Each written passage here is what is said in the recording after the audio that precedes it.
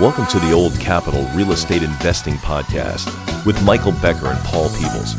During this program, you will hear interviews with real-life successful investors who will share their stories and provide useful advice on how to acquire, finance, and operate apartment complexes. Now, here they are, Mike Becker and Paul Peebles. Welcome to the Old Capital Real Estate Investing Podcast. I'm your host, Paul Peebles, National Underwriter for Old Capital. And typically being with me would be Michael Becker, but he is on assignment today. So we have James Eng with us in the podcast. Hey, James. Good morning, Paul. James is also with Old Capital. Today in the podcast, we have Dante. Dante sponsored his first multifamily acquisition and rehab transaction. He closed on the transaction not too far ago, probably about 3-4 weeks ago, a couple weeks ago. And so he's going to talk a little bit about his acquisition, what he did in the deal to make sure it was successful. Also talk about a little bit of the rehab he's going to do, but also talk about some of the challenges before he closed. Now, I thought we would talk a little bit about that so we can learn something from Dante. So I'm going to kick it over to James. James, let's go with Dante. Dante, thanks for coming in on the podcast this morning. How did you get started in multifamily, and how did you choose that as an investment vehicle for yourself? All right. Good morning, James and Paul. I'm happy to be here. Came to multifamily just because at a very early age, I set myself up to become financially independent. And then with the downturn of 2008, 2009, with the economy, I lost a lot of money invested in the stock market. And I just decided that's got to be a better way. And I turned to real estate. I met a local mentor here in Dallas and then learned about multifamily. But at that time, it did not feel safe to jump in. And I started doing some single families. So I did a couple flips, and I started buying a few cheap properties for cash and renting them. But pretty soon I realized that was going to take a lot of my time. And then I circled back to multifamily. I think it's a much better way to leverage your time and your resources, and that's what led me into family. So did you jump in straight into a lead role, or did you start as a passive? How did you move forward once you decided that multifamily was where you wanted to be? Well, the first thing that I did was invest on the education. I'm very careful when I make moves, and I like to educate myself a lot before I actually take action. So I read books, and I was on the internet on forums, and I was talking to people that were being successful. And I joined a mentor program. Brad Sumrock, he's based here in Dallas, but he has a national program teaching people how to do multifamily deals. With all the knowledge that I learned from that, I felt like I wanted to be a lead sponsor on a deal. And I did invest at a couple of deals as a passive investor and learn from those two, but I had my eyes into putting a deal together myself. Okay, let's just jump into that first deal. So how did you go about finding the deal? Well, I was going through talking to the local brokers and visiting different properties, looking at the properties that were listed and touring and working with a management company, underwriting those deals. And I put in a couple of offers, but they got outbid on pricing. And then as I was looking at a deal at the end of 2015, a broker got a call from another broker that said, well, my brother-in-law owns a deal and he's thinking about selling. Okay. So this was an off-market deal that just came to me as I was touring another listed property. And I went to look at it. I first toured in January 2016. And as soon as I saw I liked the location, I liked the deal, it fit my criteria for what I was looking for, and I moved on from there. Yeah, I like that location of the asset. I mean, it's not too terribly far from the University of Texas at Arlington, which is a big 50,000 population university, but it's not a student housing deal, right? Correct. No student housing. A lot of families with kids. We have a very good mix of a lot of 2 bedrooms. It's across from a school, just like a block from Baylor Hospital. And it's just a great location. I do not have one single UTA student at the property currently. And I do like the location of the asset because it is on a fairly busy street, too. I mean, it is 2 or 3 lanes on. It's on Cooper Street, which has 3 lanes each way with a medium, and it's just less than a mile south of Highway I-30. So when I saw that location with the traffic and the property is on a school zone, So the cars have to slow down to drive in front of the property. Actually, the crossing guard stays on the property sidewalk as the kids are getting out of school. A lot of them live on the property. When I saw the location, I was like, I have to have this. This is just prime location at a very strong submarket of the Dallas-Fort Worth area. And you got it on an off-market transaction, right? Correct. This was completely off market. There is always competition, but the seller told me he was getting unsolicited offers. But this was not listed, and I did not have anyone competing with me at the same time. That's great. So how did you convince the seller? Because a lot of times on off-market deals, the challenge is, one, they want such a high price. They hear everything in the news that they want 2-3 times what you would be willing to pay. So how did you convince the seller to sell at a reasonable price to you?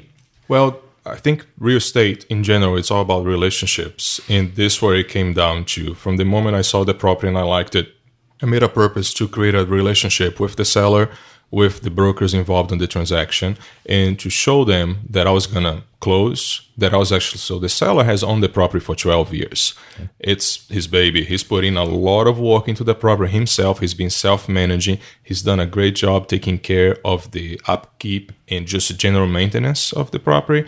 So I wanted to show him that I was going to continue taking care of the property. He actually cared about the property, right? So that was part of convincing them, that in showing to them that I had the funds and I had the knowledge and I had the team, with the bank and the lawyers and everything else to be able to close the deal.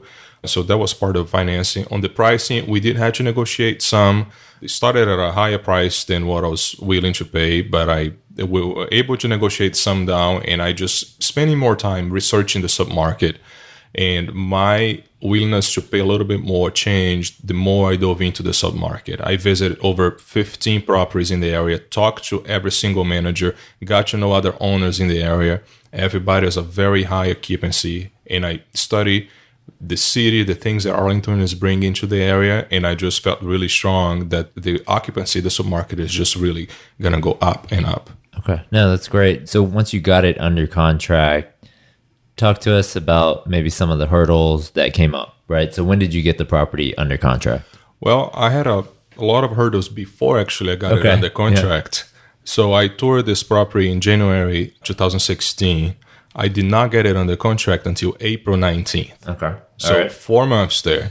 Well, now, if you look at a property and you like it, the first thing you're going to do is, usually, if it's a listed property, you're going to have the numbers beforehand, sure, right?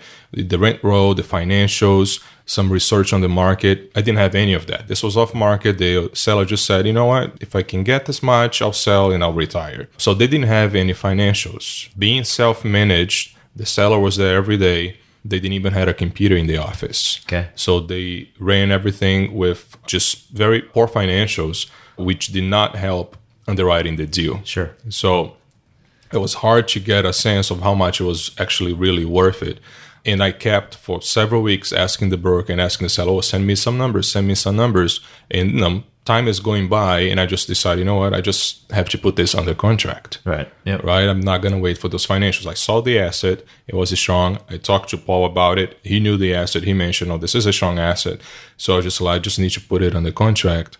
At that time, I was already involved with a management company that was helping me underwrite other deals. So they helped me put together operating budget for the property. Okay. And based on what it's going to cost me, and I did get a rent roll from the seller, but the rents were really under market. Right. So I put my own kind of rent roll projections together based on the submarket, and that's how I came up with the price to offer.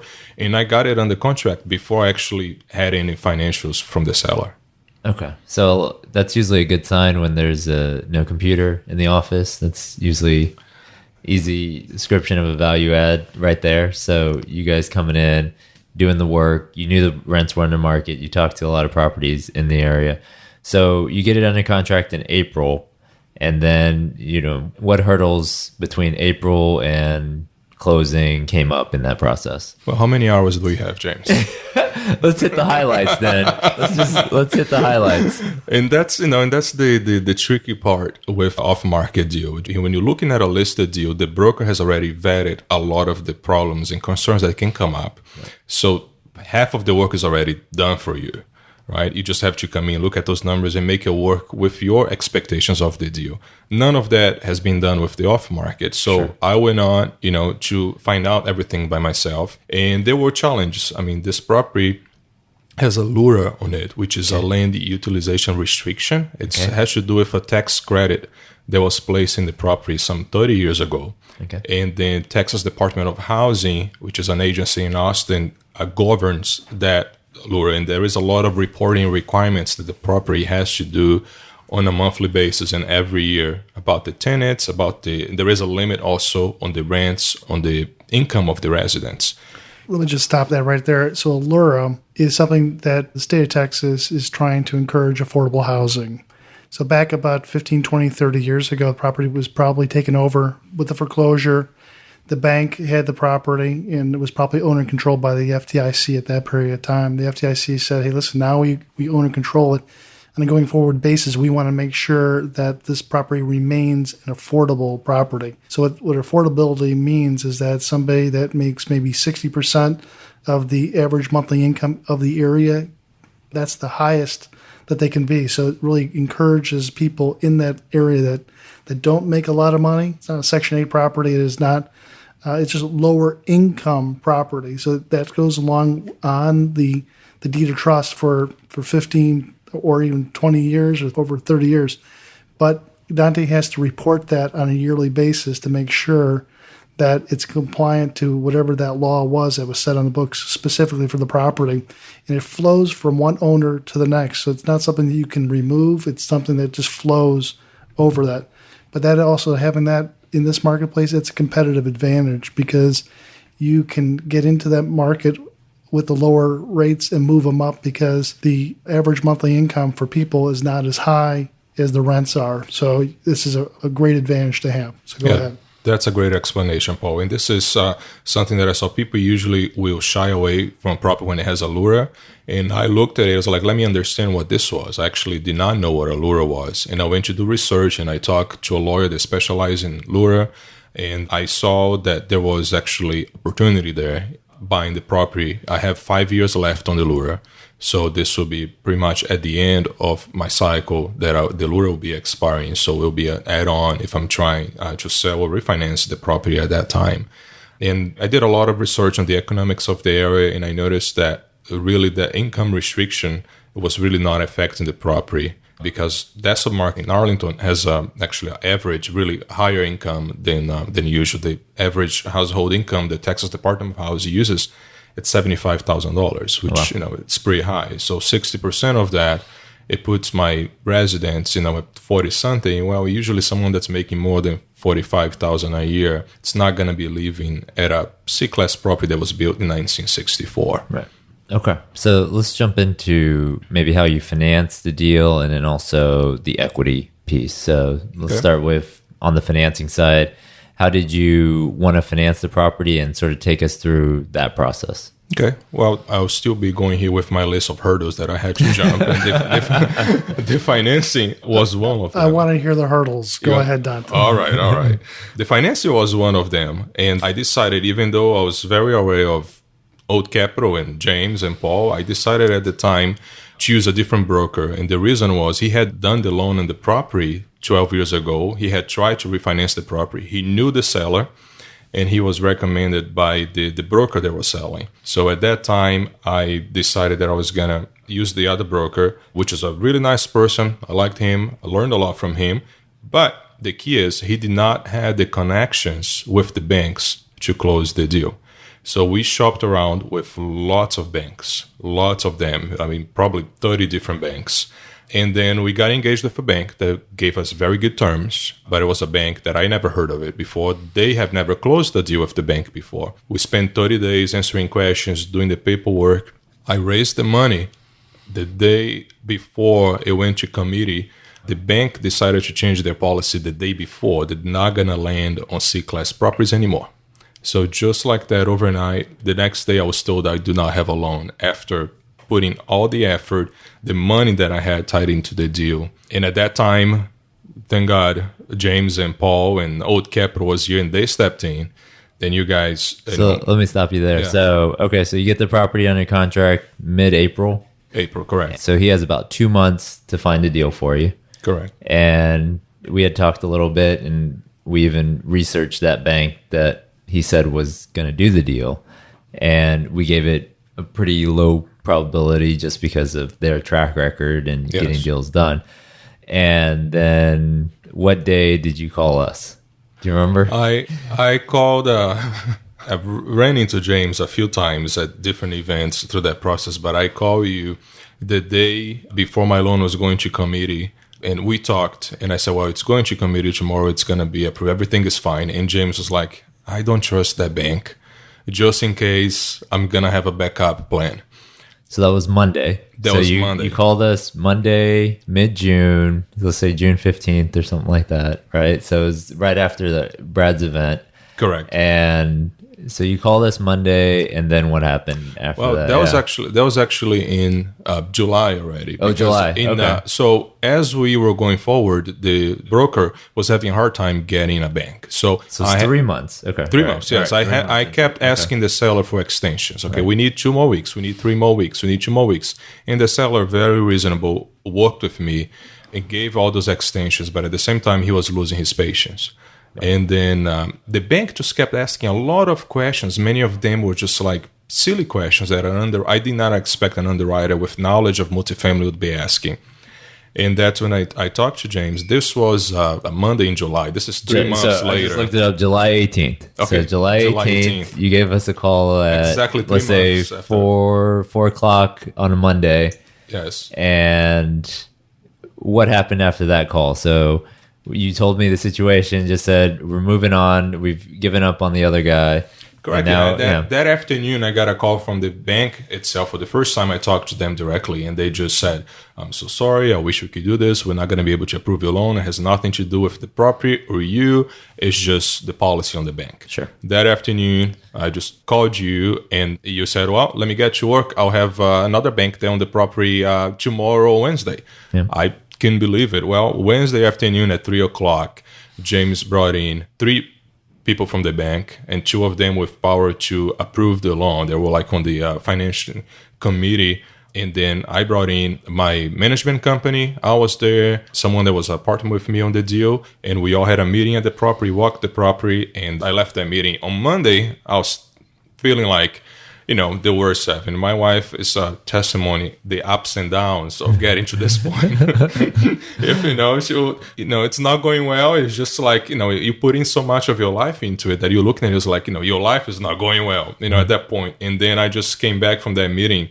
I mean, just really so excited to know that actually I was not going to lose the deal. I was not going to have to return my investors' money who was already in the account. Okay. So you had already raised the money before even calling us. And so you had the Correct. equity raised. And so on Wednesday, we walked the property. We had the bank president for DFW there walking the property with us, making sure that it was collateral that they were comfortable with, and meeting you and your other guarantors, and just meeting everyone face to face. I mean, 2 days later versus 2 or 3 months on the other and not getting any traction with the other bank. So, that's what we like to do, is really get everyone out at the property, meet everyone face to face, get a feel for what your plan was, meet your property management company, and get the vision from you guys. And from that point, so you sign the application pretty much that day, I think. Correct. Yeah, yes. That day. So we were off and running. So I guess take it from there. I mean, how long did it take from that day signing the application to close? From the day we met with the bank to getting loan approval, official loan approval from the committee at all levels, it took 10 days. Right. Which, it does not happen. Only you guys can make that happen. Right. It's unheard of. But that has to do with the connection that you had with the bank. So you had already closed a similar deal a few weeks before with the same bank. Well, you call the bank and say, hey, I got a deal for you. And you kind of vouch for me as a buyer. You have looked at my financials and everything else. So it counts a lot. If I was calling that bank, there was no way that I would be able to be getting that loan that quick from the same bank. It's just the connection that you guys have and the track record that you have with the bank that's got us to that point. But yeah, we closed. This was July 18th. July 18th, and Right. we actually closed on the property on August 12th. So Yeah. exactly 3 weeks. Yeah. So about 23 calendar days from loan application to closing. To closing, exactly. And the bank was really easy to work with. Just anytime they had a question, I had a question, we went back forth, in a matter of a few hours, we answered all the questions. Right. Well, my previous experience with the other bank, anytime they had 3 questions, I would reply right away. Right. They would take another week to review those and get back to me and say, well, we do not understand this. So, well, give me more details. And then it would be another 3 or 4 days. While with your bank, everything was done. At any time, the banker gave me his cell phone number, his email, and we were in constant contact. It just felt like everybody had their priority to get this deal to close. The bank, you guys with Old Capital, and myself and my team. Everybody was working towards a goal, and it was a success because of that. All right, I get it. We're great. Thank you, Dante. But let's talk about some learning things, and I want to have James kind of talk a little bit about what Dante learned in this experience about what to sign, what not to sign, what to think through when you're building a relationship with your mortgage banker / mortgage broker. Just kind of give us some words of wisdom, James, to live by. So, to start off, the mortgage broker that you had previously engaged in, the seller sometimes has a lot to say in how you get the deal financed because they want to be comfortable. That mortgage broker, however, made you sign an agreement, sort of an exclusive agreement to use him no matter what. And so talk a little bit about that agreement and what happened with that, just in terms of what it said and then how you got comfortable signing it in that situation. Well, I signed that agreement, which was very binding. Number one, I just assumed that, every broker would require you to sign an agreement. And also, I met the guy and I really liked him. I felt like I could trust the guy. And at no time I questioned he would not be able to deliver the loan. Okay. Right? So that was a lesson learned. Doesn't matter how much you like the person, how much the person is nice, they may not be able to get the job done. Right. And I had my lawyers review the agreement, and they were okay with the agreement, and we moved forward. Well, 3 months later, we still do not have a loan, and it's time for me to move forward with somebody else. And that was complicated to do because of the binding agreement that was in place. Sure. And there was, it just required some negotiation and a lot of give and take to be able to move forward. It's another lesson learned from this process. No one is going to care as much for your deal than yourself. So even if you have a great team around you, you still have to check their work. You have to check if the lawyer sends a contract for you to sign. You got to read every single line and check every dot. Many times through this process, I caught mistakes that my lawyers made. And I had to circle, even though I do not have a legal background, but I was able to read it. I had other people in my team that was checking those documents also and going back, hey, this is a mistake. We need to change this. So, we just have to be checking. Some things can go wrong, and it's a huge responsibility when you're dealing with other people's money and the numbers that we use on a multifamily deal. So that was another lesson that I'll leave as a piece of advice. Just be checking everything that you are signing, you're going through. Yeah, last thing I wanted to talk about was the exclusivity agreement that Dante had to sign in on that deal. One of the things that at Old Capital, we do not like or have exclusivity agreements in our transactions just because, we're all team players here. And if we can't get the deal done, we don't want to bind the borrower to us. The awards for the win go to the victors, and we don't want to stand in anybody's way. So we'd love to be the lender in the transaction, but if we can't get it done, we're not going to be an impediment for you to work through the transaction. So keep an eye on those exclusivity agreements with financing or to be forced to use the seller's lender. Sometimes those don't work out to the best benefit for you. So you made it through the deal, and let's talk maybe about the rehab that you're going to put into this deal really quickly, and just sort of what the key drivers in terms of adding value on this property are going to be. Okay. So we have a budget to rehab the property of almost $500,000. Okay. And this is going to be divided between rehabbing the interior units and the exterior of the property. The property is not in bad shape at all. You know, you drive by, it looks okay, but it does not look updated. And the interior units, even though they are in good shape, they're not, you know, they have features from the 60s, from the 70s. And you had an engineer take a look at the property before you bought it, and he walked every unit on the property. He looked at the roof. He looked at the electrical system. He kind of gave you a full report about what you're buying. Exactly. So this was part of due diligence, you know, that the first 21 days that you are under contract, usually you have the option to do that. And I had an engineering company, a licensed estate inspector that came and looked at every single detail of the property. We walked every single unit. I was walking the units with them myself because I wanted to see what I was buying. Sure. And we made notes of what's in each unit. The previous owner really didn't have a standard as far as upgrades. So some had tile, ceramic tile, some had industrial carpet, some had, you know, good carpet. It's just a mix of Whatever everything. was on sale at Home Depot that day. Okay, yeah, probably. So yes, we do went through the whole inspection, and I had a report of major items that I need to take care of, just with, you know, upkeep and maintenance, and also things that in my vision we're gonna add value to the property. And that being, we're gonna change the look on the outside. We're gonna paint the property, change the color, make it stand out. You're going to work on signage to add visibility from the street. The property is a square, and in the middle there are beautiful oak trees, and you have this very nice courtyard that's completely undeveloped. Right now there is just weeds and land there. So we're going to develop that. We're going to make that a place that the kids can come after school and play, that the families can hang out. We're going to build a gazebo. We're going to put some community grills in there, some benches, nice Texas theme landscaping that doesn't require a lot of water, but at the same time, you know, it's beautiful and it's easy to take care.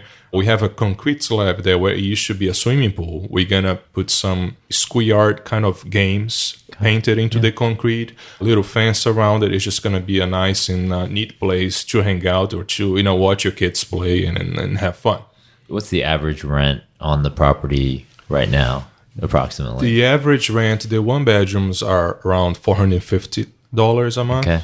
And the two bedrooms are around $550. Okay, so after you invest this $500,000 into the property, where do you think the rents will go? My pro forma is we're going to be raising rents about $200 on top of those two numbers that I just gave you. The one bedrooms are going to go to about $650, and the two bedrooms are going to be at around $750, $765. Those are my projections, somewhat conservative based on my research and the management company that's now in place. They believe we're going to go much higher than that. Okay. So if we get to those numbers, which I'm very confident we will, we're going to have, you know, great returns, and I'm going to, you know, fulfill my duties with my investors, but we're going to go above and beyond that. You know, my whole goal during this process is to under-promise and over-deliver, and we're already on our way of doing that. I've been able to reduce the electric bill so much through just shopping around and combining the meters that the property was paying. It's not all bills paid, but we pay for the common areas, and those rates were like a 16, 17 cents, and I've just got it reduced to like 4 cents. Oh, wow. Yeah. So that's a big difference on the electric bill. Wow. Yeah, and then just different items. Insurance, I was able to shop around and get it much lower than what the previous owner was paying. Just different items that I'm still working through. I'm working with a company right now to do water conservation.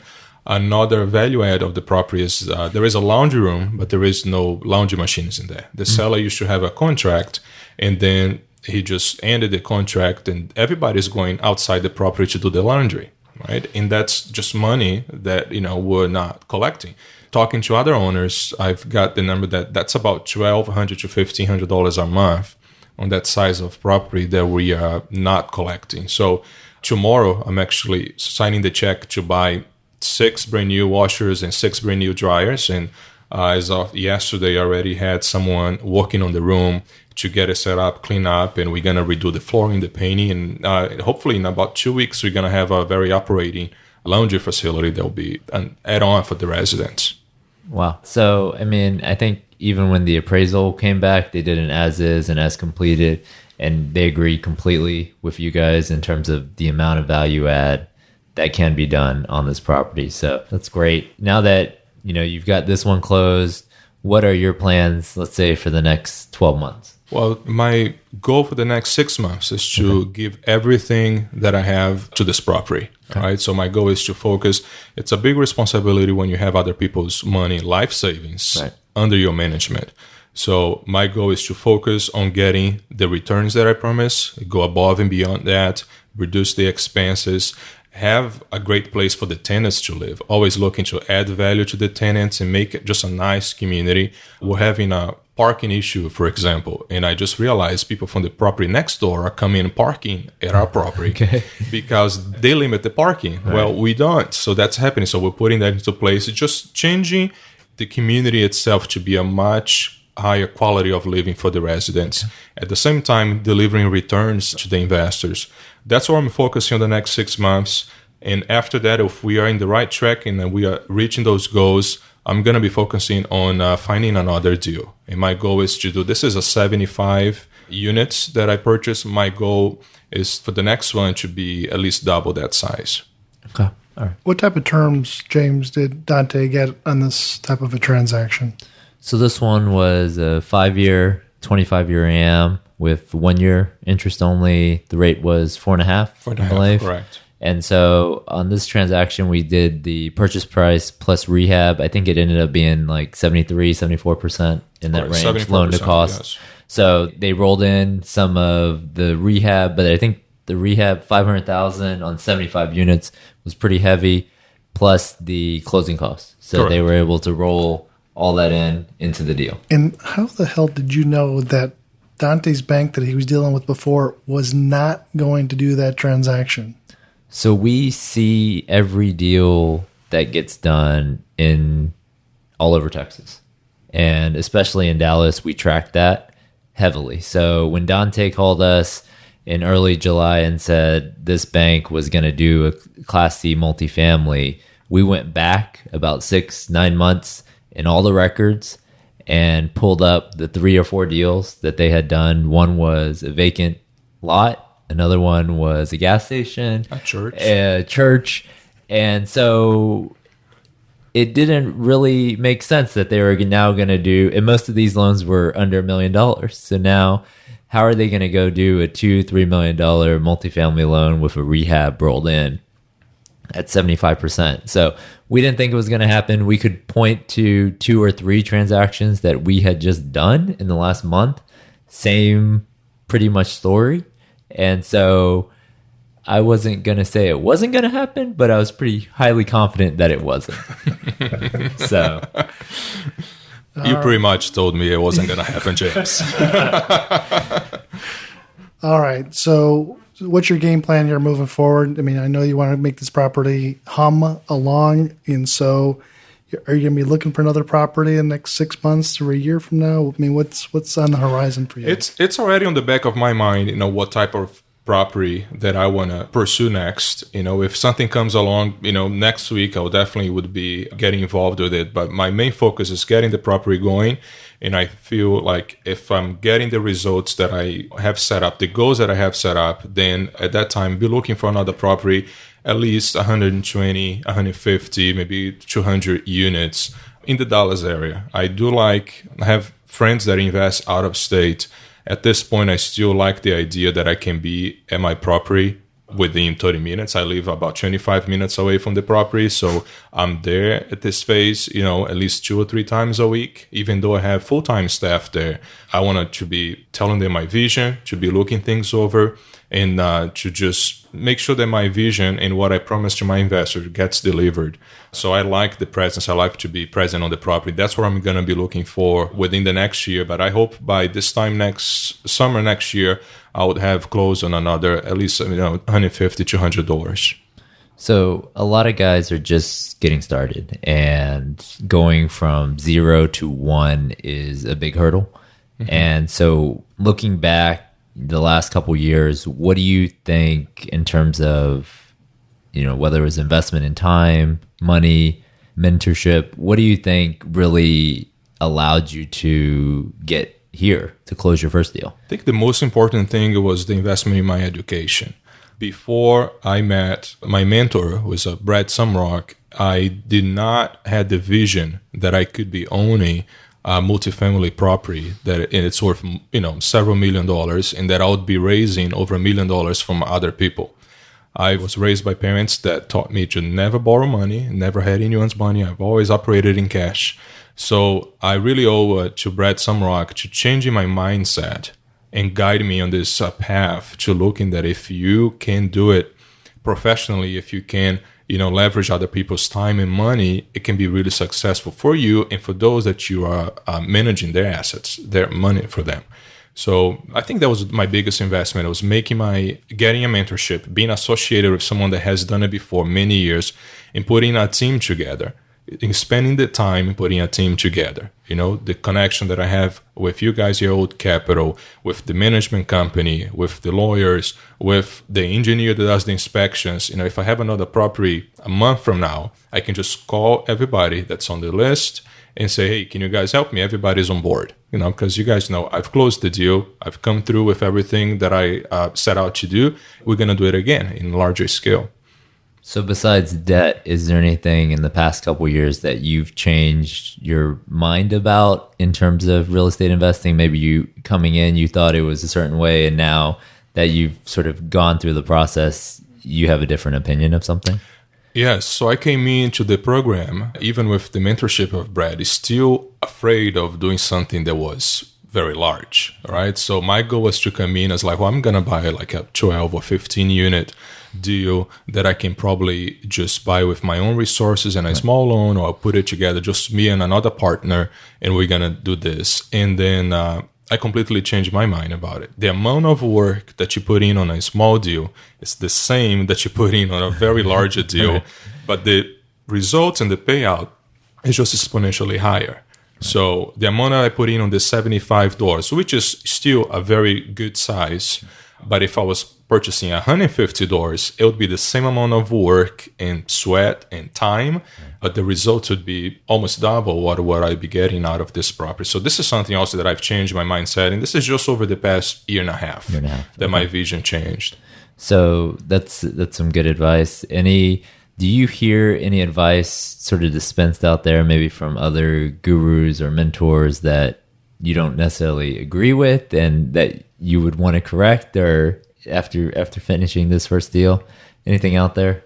Yes, especially here in the Dallas area. I hear a lot of people talking. I go to a lot of networking events, and since last year, I actually got my realtor's license. I've been working as a buyer brokerage in multifamily, helping other people get into deals themselves. And as I do that, I hear a lot of people saying there are no good deals, Dallas is overpriced, there are no good deals, and everything is too expensive.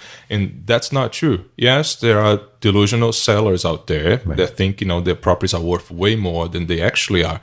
But if you're willing to put in the work and the time and actually look for the opportunities where you can't see them, right? They are there. There are many deals. I closed on this deal, and I've helped many people close on deals over this past year. Friends of mine have closed on deals using you guys as the source for the financing. And, you guys are the proof of it. You're here in business and doing business, every day and closing a lot of deals. So yeah, there are lots of deals out there. I looked at multifamily in 2012 and I did not get started.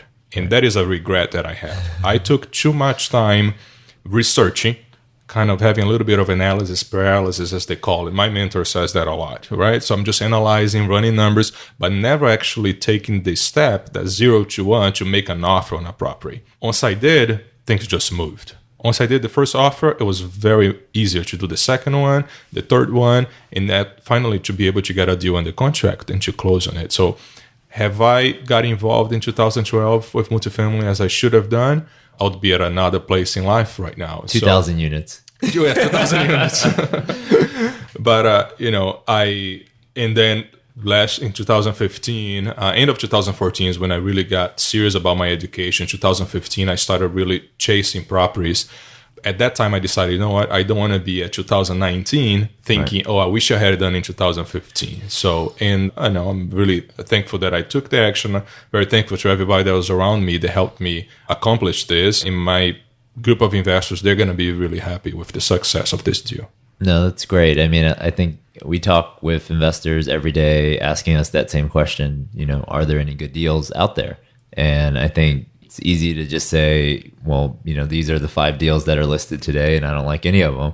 But you went out there and found a deal, met the seller, got to know the broker, built that relationship so that when it came down to sell, they were comfortable with you. So exactly. that's, Yes. a lot of the work that goes into being a lead is working outside of the box and really understanding how to get deals done through your network of people and out there just hustling and finding deals. So Very true. appreciate it. This has been great. Thanks for coming in. My How pleasure. can people, if maybe they have questions about this deal or future deals, reach you? What's the best way for people to reach you? Well, they're welcome to either email or call me. My email address is my first and last name together. That is Dante Andrade at hotmail.com. It's DanteAndrade at hotmail.com. And my number is 214-704-2441. That's my cell. Anyone can text or call, and email it will be the best way to contact me. Dante, thanks for sharing with everybody some of your challenges and then overcoming the challenges and able to take down a property. That is going to be a fantastic opportunity for you and your investors. We appreciate that and sharing that story.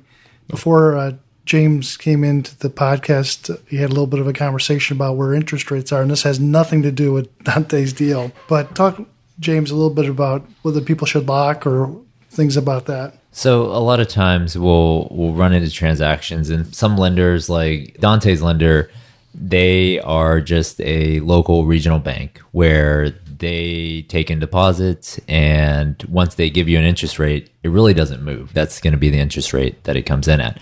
But some of the other lenders, like your Fannie Mae lenders or CMBS lenders, where their interest rate is tied not only to the 5-year or 10-year treasury, it's also tied to a spread.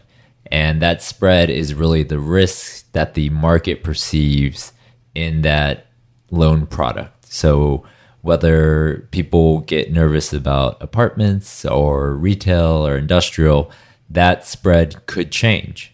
And so a lot of times lenders will price in that risk, but if there's some sort of event that causes those spreads to change, the pricing can change. And so we had a deal come up where that happened. Just until you close the deal, the interest rate always has a chance of moving up or down. Or until you lock that deal. And so I like this story because I think it's a clever one. So give me 2 seconds. Let me read this little bit of a story. So a loan officer died, and when he met St. Peter at the pearly gates, he presented himself for admittance to heaven. Peter said, well, you did a great job helping people get apartments, and you also donated a lot of money to charity. You even worked for Habitat for Humanity. But you told too many little lies to the underwriters and were very rude and unkind to both your processor and your office staff. Because we aren't sure where you're going to fit in best, we've decided to give you tours of both heaven and hell and let you decide where you feel most comfortable. In heaven, the loan officer really liked the streets paved with gold and the big mansions, but he found all that harp music to be a bit irksome, troublesome. So when he toured hell, he saw that everybody had their choice of playing tennis or golf or chilling by the pool and smoking and drinking and playing cards and dancing in the clubhouse. He said to St. Peter, this is a hard choice. Can I sleep on it? And when they asked him the next morning, he begged, oh, please send me to hell. When they opened up the doors of hell, it was completely changed. It was stereotypical hell of torture, fire, brimstone. You know what I mean? It was so hot and horrible with people burning and screaming.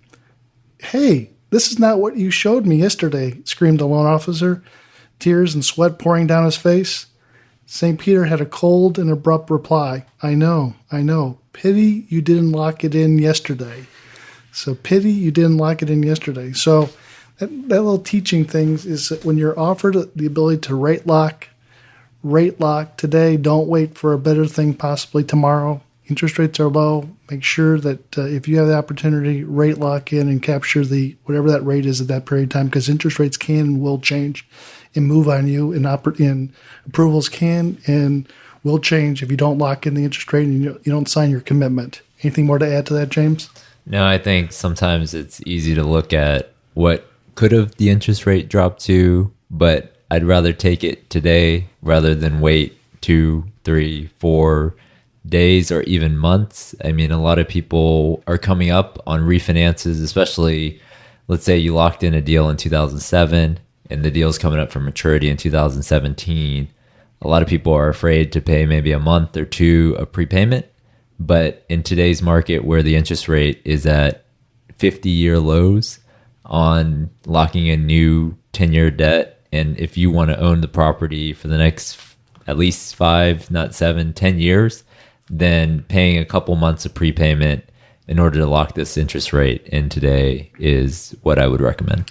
Don't be in hell. Work with James Ang, and he'll always keep you in rate lock heaven.